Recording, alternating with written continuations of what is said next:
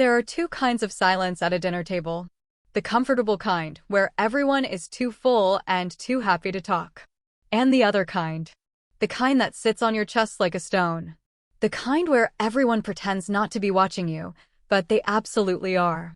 My family specialized in the second kind. I had been the family disappointment for so long, it had almost become a personality trait. The running joke. The cautionary tale my parents brought out every time someone needed to feel better about their own life. And for years, I smiled through it. I nodded. I passed the bread rolls and pretended I could not feel the heat rising in my face every single time. But this Thanksgiving was different. Because this time, I knew something none of them did. And I had decided tonight was the night I would stop pretending. Let me take you back to where this actually started, because you need to understand what I walked into that dining room carrying before you can understand what happened when I sat down. I am the middle child. That detail matters more than it sounds. My older sister, Renee, had always been the one our father talked about with that particular glow in his voice. The tone he reserved for accomplishments he felt personally responsible for.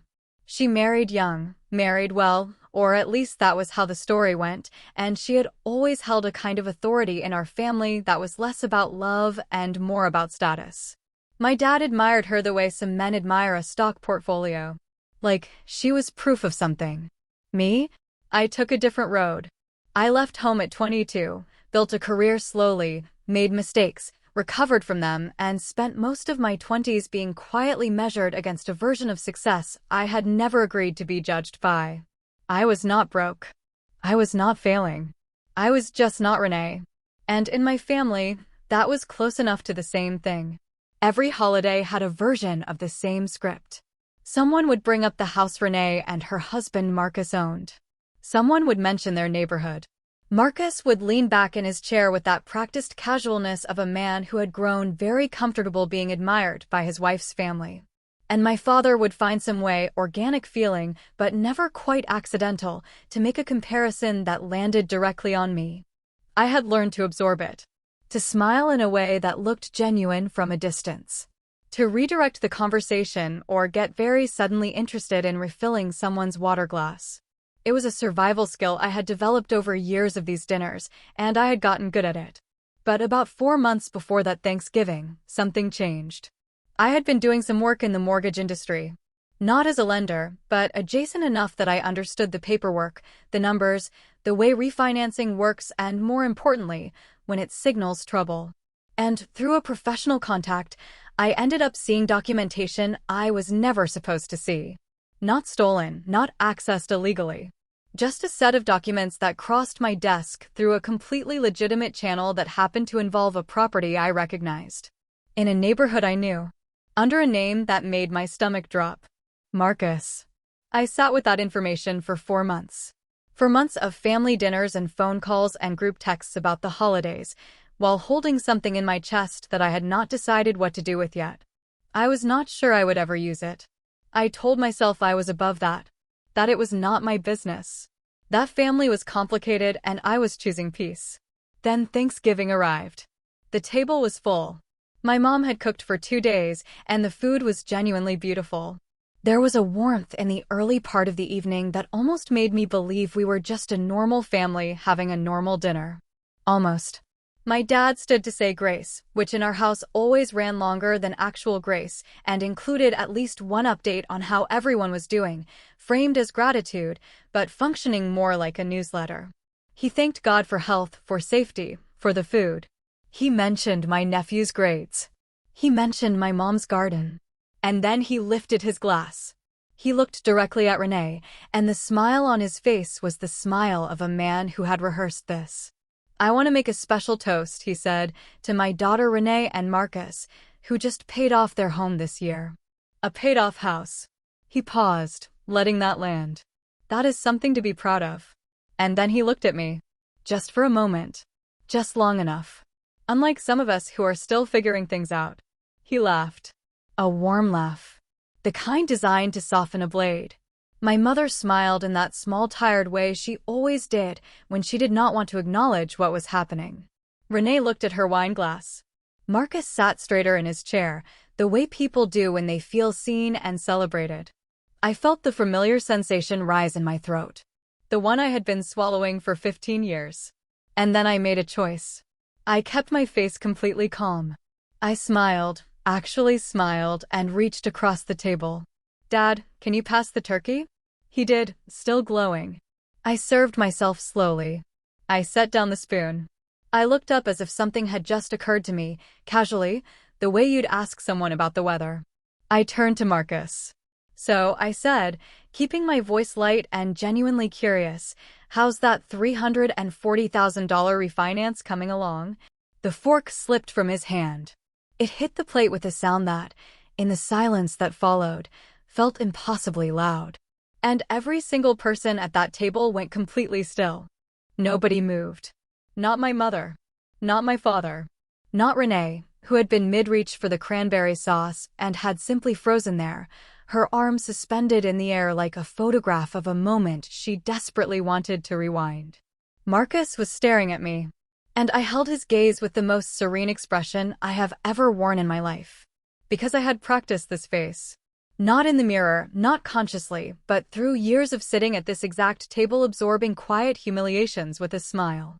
I had accidentally trained myself for this precise moment without ever knowing it was coming. "I'm sorry," I said, tilting my head slightly. "Did I say something wrong?" His jaw moved but no sound came out. My father had set down his glass. The glow was gone. He was looking between me and Marcus with the expression of a man who had just realized the ground under his chair was softer than he thought. Renee found her voice first. "What are you talking about?" Her tone was controlled, but I had grown up with her. I could hear the thin wire of panic running underneath it. "The refinance," I said simply. "I saw the paperwork a few months back. Through work. I wasn't looking for it, it just came across my desk." I paused. I figured Marcus would have mentioned it. The silence that followed was a different kind than the one from before. This one had texture. This one was alive. Marcus placed both hands flat on the table. A gesture I recognized as someone trying to physically hold themselves together. "That's private financial information," he said. His voice had dropped into something careful and controlled. "You had no right to see that." "You're right," I agreed pleasantly. "I didn't go looking for it. But I did see it. And I've been sitting here for the last 20 minutes listening to a toast about your paid-off house." I looked at my father when I said that last part. So I got a little confused. My father opened his mouth. "Because a paid-off house," I continued, still calmly, still smiling, "and a house that was refinanced for $340,000 4 months ago are not exactly the same thing." The sound my mother made was barely a sound at all. Just a small exhale, like something leaving her body that she had been holding for a long time. Renee turned to Marcus slowly. And in that turn, I saw something I had not expected to see. She was not surprised enough. The shock on her face was real, but underneath it was something older. Something worn. Like a person who had been waiting for a particular shoe to drop and had finally heard it hit the floor. She knew. Maybe not the exact number.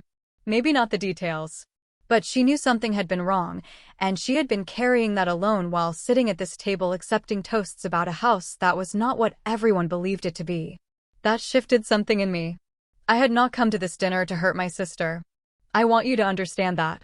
What I had come to do, what I had finally decided to do after 4 months of absorbing and waiting and choosing peace, was simply to stop being the designated failure in a story that was not even accurate. But watching Renee's face in that moment, I realized the person who had been lying at this table was not her. It was the man sitting next to her. And the man sitting at the head of it. Marcus stood up. "This conversation is not appropriate," he said. The formal phrasing of a man who has run out of casual options. "You're right," I said. "It really isn't." Neither was the toast. My father's voice came out quiet and strange. "Where did you see this paperwork?" "Through a legitimate professional channel," I said. "I work in finance-adjacent industries, Dad. You've never asked what I actually do. So you wouldn't know that." That landed. I watched it land. The way his face moved through something complicated, something that might have been shame if he had been a man more practiced in feeling it. Marcus left the table. I heard him in the hallway, heard the low urgent sound of a phone call being made, And I sat there, and I ate my turkey, and I felt something I had not felt at a holiday dinner in 15 years. I felt like myself. What happened after that unfolded over weeks, not minutes. The dinner ended the way those dinners always end, in a controlled dispersal of people who needed to not be in the same room anymore. My mother hugged me at the door for longer than usual and did not say anything. I think she understood something that night that she had been actively avoiding understanding for a long time. Renee called me 8 days later. The call lasted 2 hours. She told me things I had not known, and I told her things she deserved to hear, and by the end of it we were not fixed. Not the way people use that word like it means something clean, but we were honest with each other for the first time in years. She had known the finances were bad. She had not known how bad. Marcus had been managing the image of their life with the same careful energy he brought to every family dinner, and the house that my father had toasted was 40% underwater. The refinance had been a last attempt to buy time. It did not buy enough. 3 months after Thanksgiving, Marcus and Renee separated. I am not taking credit for that. That marriage had cracks I never saw and never caused. But the truth, once it sat in that dining room, could not be put back into the box it had been kept in. My father called me in February. He did not apologize directly. He is not built for direct apology. But he asked how my work was going, in a tone I had genuinely never heard from him before. Like he was asking because he wanted to know. And when I told him, briefly, what I actually did and what I had built, he went quiet in a different way than the Thanksgiving silence. This quiet felt like recalibration. I didn't know, he said finally. You never asked, I said. We stayed on the phone for another 40 minutes after that. I am not going to tell you my family became something out of a movie. That is not how real life works, and I think you know that. But what I will tell you is this. I spent 15 years being the cautionary tale at that table. The comparison. The contrast that made everyone else look better. I was quiet about it because I thought quiet was the same as strong. It is not. Sometimes quiet just gives people more room to keep going. I stopped giving them that room. And the next Thanksgiving, my father said grace, thanked God for health and safety and family, and when he lifted his glass, he looked at me and said simply, to all of us. He didn't smirk. He didn't compare. He just looked at me like he was finally, after all this time, actually seeing me. They spent years making me the punchline of their pride. It turned out the joke had always been on them.